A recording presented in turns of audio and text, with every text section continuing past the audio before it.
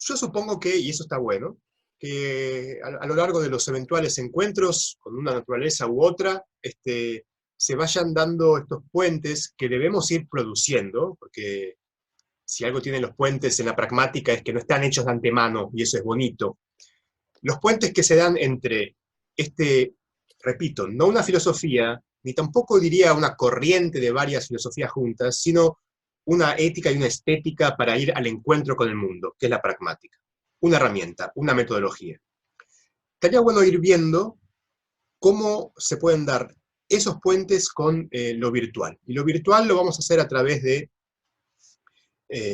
este libro que mencionó Adriana, que es de Alessandro Barico.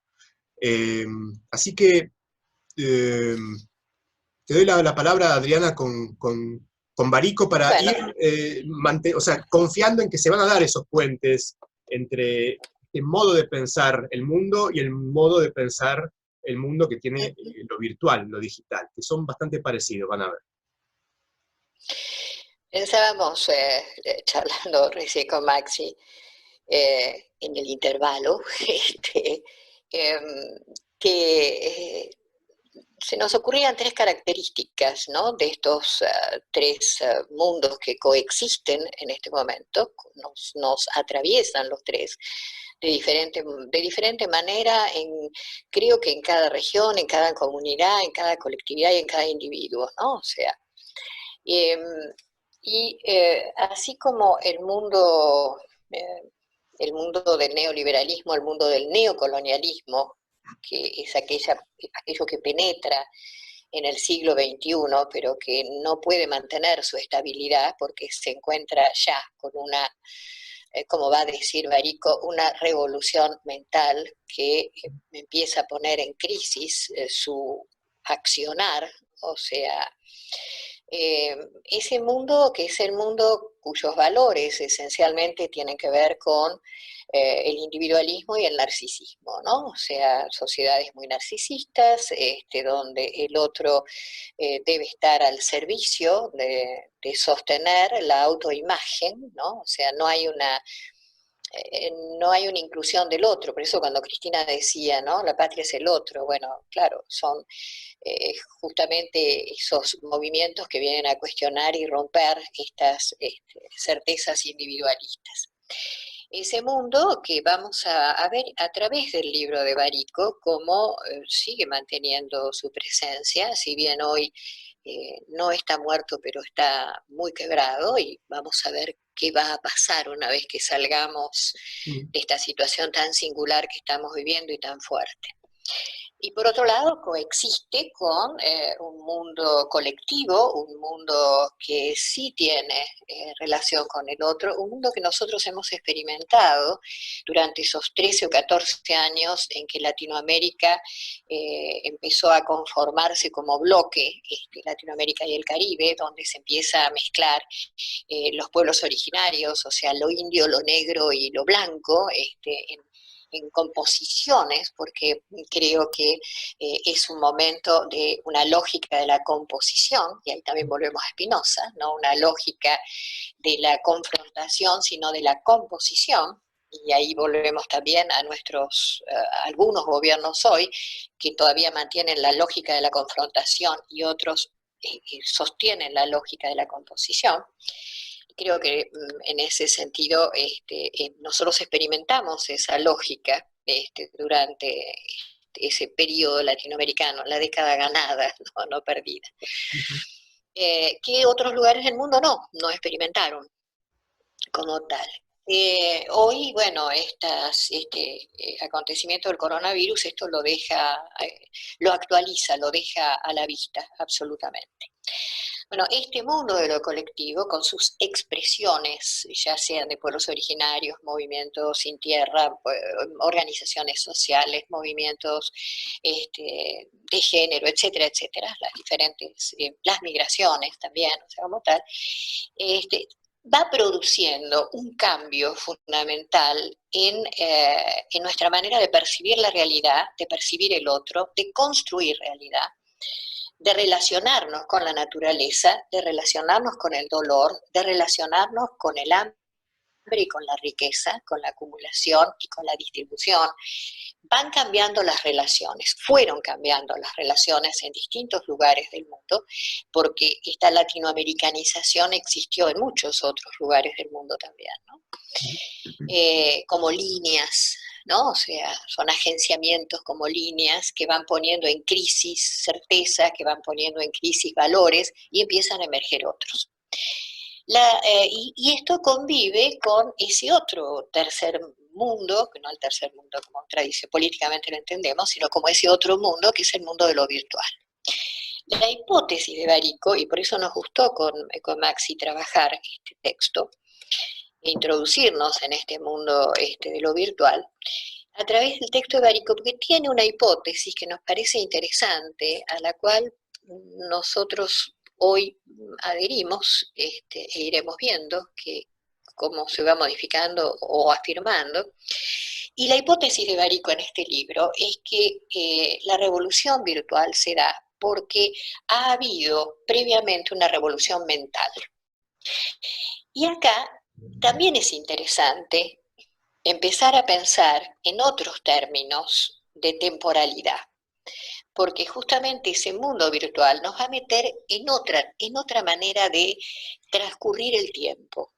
O sea, cuando hablamos de que hay una revolución mental anterior a la revolución virtual, no estamos hablando de un tiempo cronológico, no es que históricamente primero hubo una revolución mental, luego vino la revolución tecnológica o la revolución virtual, del mundo virtual, que si bien es una son herramientas, es una tecnología, así como Maxi decía, bueno, el pragmatismo es una metodología, la tecnología es una técnica, son herramientas de uso como tal, pero el modo de usar esas herramientas hablan de que paralelamente y previamente aún en lo coextensivo, o sea, esto es extraño de pensar que algo pueda ser previo y a su vez contemporáneo, o sea, que se dé en el mismo momento.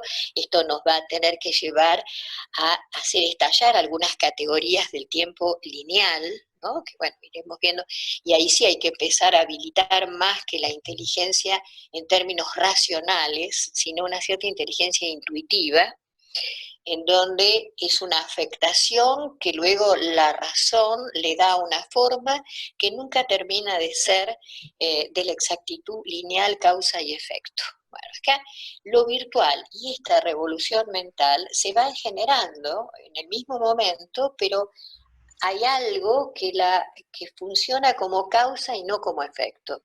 Barico en su hipótesis es que la causa de este mundo virtual tiene que ver con esta revolución mental y no al revés, como plantean otros pensadores, que el mundo virtual ha producido como efecto un cambio en la mentalidad, en la forma de pensar, de sentir, de relacionarnos.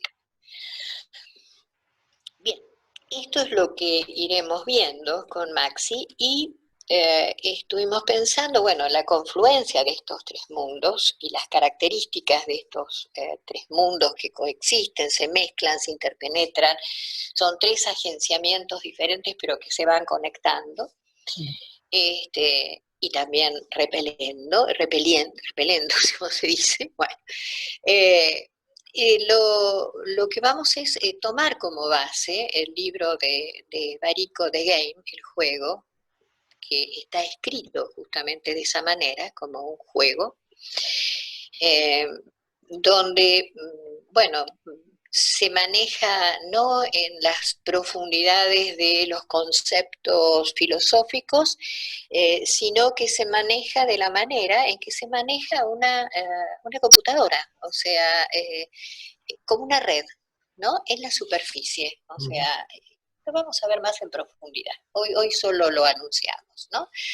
Bueno, es un mundo digital, es un mundo que se desliza en la superficie, ¿no? Y va actualizando innumerables y posibles, ilimitadas relaciones, como una computadora, exactamente igual. Y cómo también, y cómo el pragmatismo. Y exactamente, ahí es donde ligamos justamente, ¿no? Por eso pensamos en comenzar hoy con estos conceptos del pragmatismo, porque ahí hay como un tejido, un entramado, ¿no? Potente entre un modo de pensar la realidad y un modo de accionar y de sentir, ¿no? La realidad. Y de producir realidad, por lo tanto, también. La idea entonces es que a medida que vayamos leyendo el libro, que sí les pedimos que ustedes lo lean también, o sea que nos vayamos acompañando en este sentido, van a ir surgiendo muchos conceptos que están incluidos, están implícitos en el texto, que tienen que ver con pensadores como Nietzsche, Derrida, Deleuze, Foucault inclusive. Entonces, lo que vamos a ir haciendo nosotros es, vamos a ir tomando partes del libro de Barico y vamos a ir extrayendo algunos de esos conceptos y los vamos a abrir, ¿no? O sea, vamos a ir leyendo Barico con una lectura amable, con una lectura que nos invita a acompañarlo y vamos a ir incluyendo las fuentes de donde Barico toma alguno de sus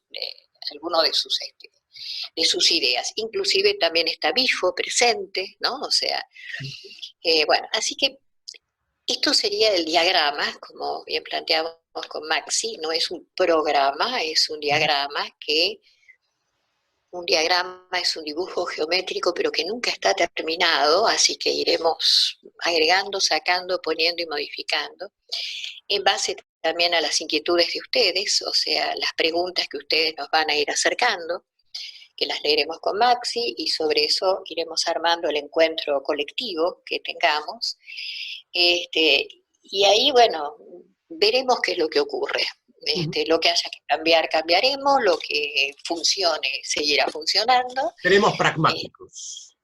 Seremos en ese sentido pragmáticos, ¿no? O sea, tal cual.